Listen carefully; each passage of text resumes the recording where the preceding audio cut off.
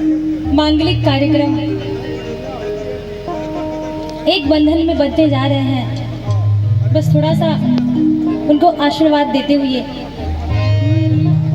कि शुरू हो रही है, रुक जाइए भैया, प्रेम कहानी शुरू हो रही है, प्रेम कहानी कि प्यास जगी है, प्यास जगी है, बरसा है पानी शुरू हो रही है, प्रेम कहानी कि पानी तो नहीं बरसा है पर प्यार और आशीर्वाद की बौछार जरूर होने वाली है। बड़ी में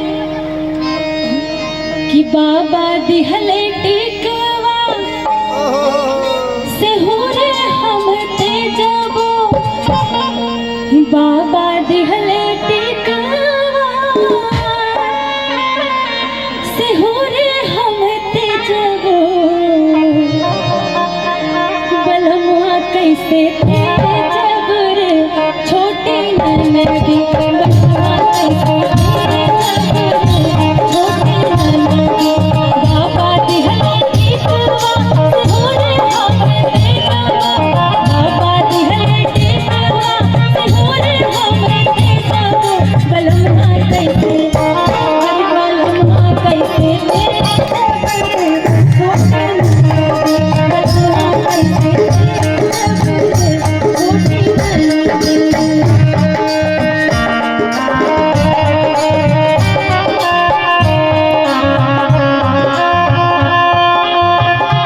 गीत गा रही है प्रिया तिवारी जी।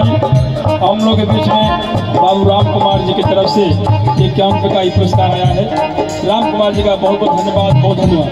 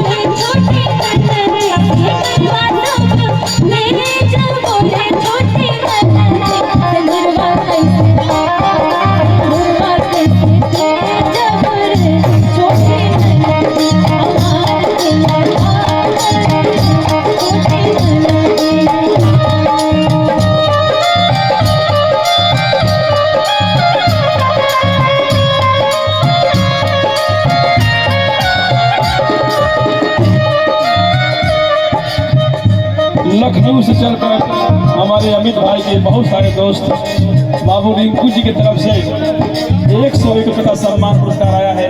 रिंकू जी का बहुत बहुत धन्यवाद, बहुत बहुत धन्यवाद। आपकी तरफ से आया है 101 पुरस्कार।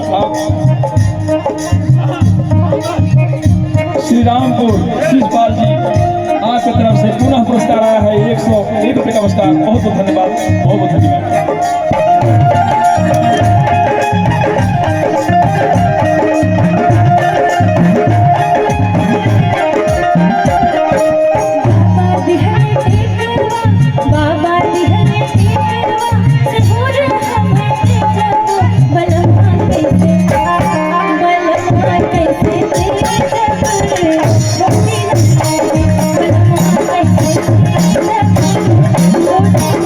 Thank you.